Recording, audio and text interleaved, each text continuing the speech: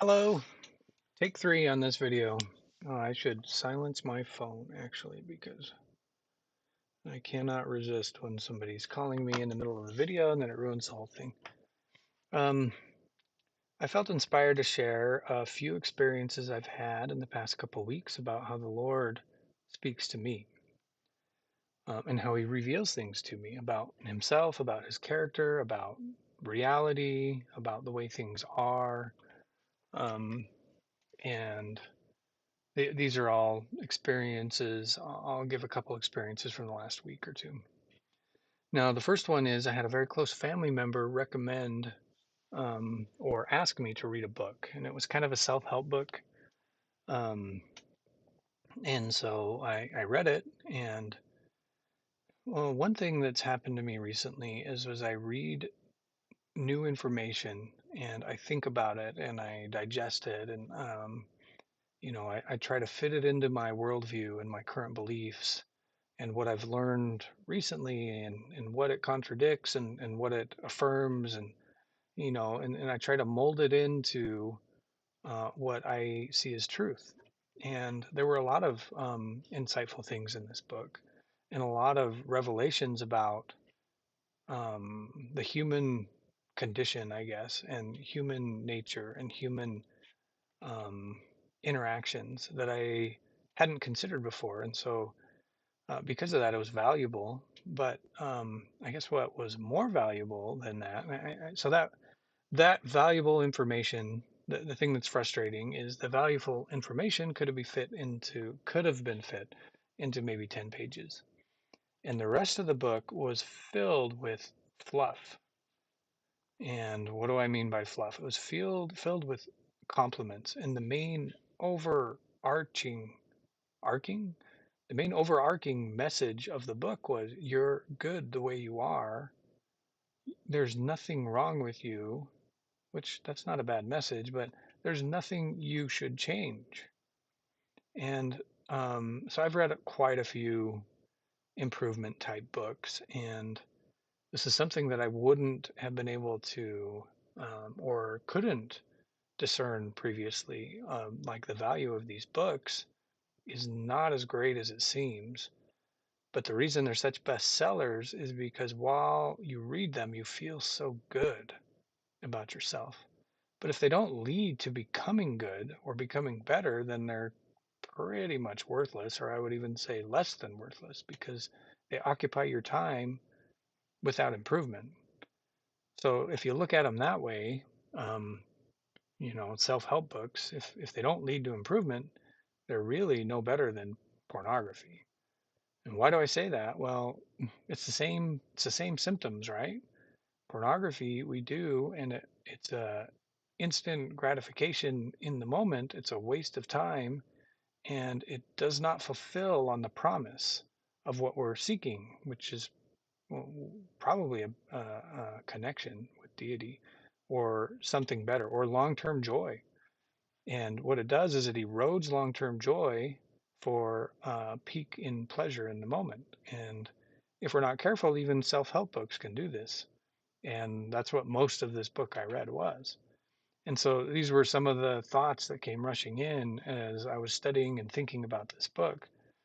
Um, it's pretty often now that I'll read something or listen to something or watch something, and then I'll take 10 minutes or 20 minutes and I'll just go for a walk and I'll think about it.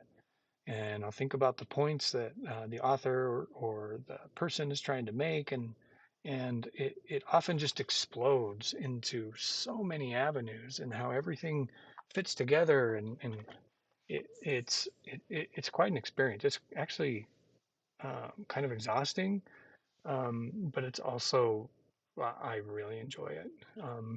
And so my thoughts have the Lord has just blessed me with an increased capacity to think and to put pieces of information together with other pieces of information. Okay, but that one's a little vague, and I had to keep it vague because of the topic of the book and the person involved. The next example I have is a lesson that the Lord taught me through my 5-year-old son. Um, I have a 5-year-old son. I love him dearly, and he's still young enough that we put him down to bed, meaning we go through a routine where I'll lay in bed with him, or my wife will lay in bed with him. We'll read him a book or two, um, and so one thing I've done with all my other kids is just sing them a couple songs before, giving them a kiss goodnight and leaving them to go to sleep. Now, this son has never let me sing to him. He's got quite a strong little personality for a 5-year-old. But one of the things he started doing recently is singing himself. Um, and so we've got this little MP3 player, and it's got, I don't know, a handful of nighttime songs on it. And he knows all the words to all the songs, and he'll just lay there as he's falling asleep, yawning, and sing these songs. And it's just so tender. So I was laying with him, and he sang this song, and it was about love, and he was hitting all the notes, and then he'd sniffle in between, or then he'd yawn in between, and um, it was such a profoundly emotional experience, and I had all these thoughts and feelings come rushing in of how much I love this kid, and how much there's how much I am willing to sacrifice for him, and how much I want him to succeed, and how much I want him to learn and grow, and all the exciting things that I'm going to get to do with him. Um, and it was just profound. And I actually, this was last weekend, I snuck in my phone and I recorded him while he sang. And so just a couple nights ago, I listened to that and I was thinking about it, and a lot of those same feelings and thoughts came rushing in. But while I was thinking about that, the Lord spoke to me, and He put a thought into my mind. And the words were, "This is how I feel about you." Meaning that how I feel about my 5-year-old son is how the Lord feels about me. And He was able to teach me and help me to feel profoundly how much love He has for me. And the same analogies, I talked about how there's nothing I wouldn't sacrifice for my son, and how excited I am for him to learn and to grow and the experiences we're going to have together.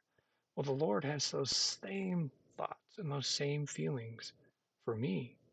And in fact, everything He does is for me and for the world. I wouldn't say for me exclusively, but for the benefit of His children. And um, so that was one way the Lord used. I made a video a few weeks ago about how the Lord uses ordinary things to teach us. And these are a couple examples in my life of more ordinary things or just experiences where He's been able to teach me profound lessons or communications and understandings about truth and reality.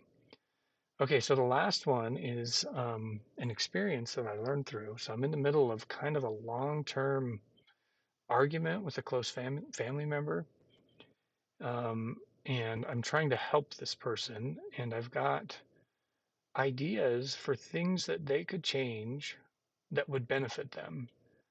But what's happened in the past couple weeks is I've been absolutely rejected and been told flatly to never contradict them, meaning they're not interested in any ideas that contradict what they currently believe.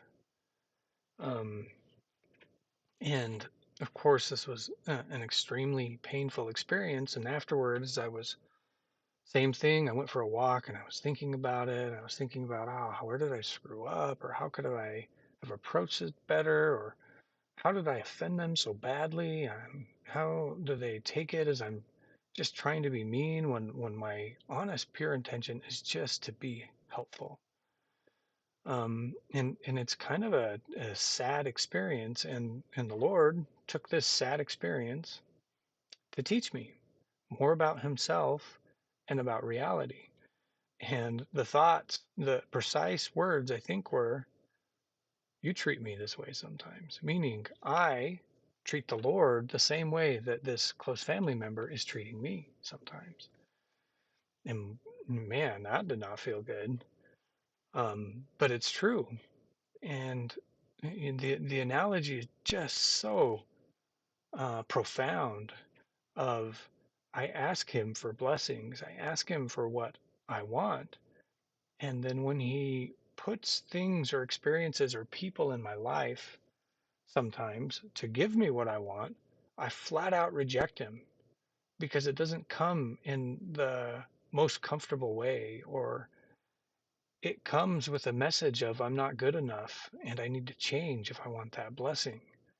Or I mean, the analogy you could apply it to just how we are as humans, or the natural man, or human nature. We just do not like correction. And how is the Lord supposed to help us to become like Him if He can't correct us? So when I personally have rejected correction, it's the exact same thing, and the Lord has the exact same feelings that I have had recently when we reject Him. I hope you find this video helpful. These are just three quick examples of things that the Lord has taught to me recently, just through general, regular, everyday experiences.